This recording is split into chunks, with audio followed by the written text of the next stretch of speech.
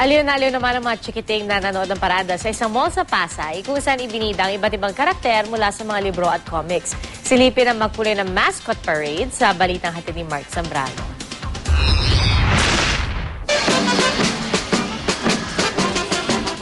Mistulang na buhay mula sa mga kilalang libro at comics ang mga mascot na pumarada sa paligid ng isang mall sa Pasay City. Di magkamayaw ang mga chikiting sa pagkaway at pagkuha ng litrato. Kita nyo naman. Astig na astig ang dating ni Iron Man. Gayon din si Optimus Prime na may backup pang mga Autobot. Nasa parada rin si Snow White kasama ang mga nag-hi-ho niyang Seven Dwarfs.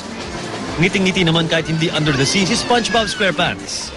Dagdagan pa yan ng mga higante, dancing gingerbread men at tumbling Power Rangers. Maganda, masaya! Dora po! Masaya! Dora! Fantastic po yung parada.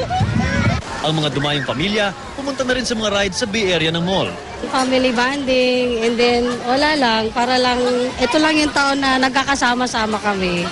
Yung mga hindi mo nakikita sa area mo, makikita mo sila dito.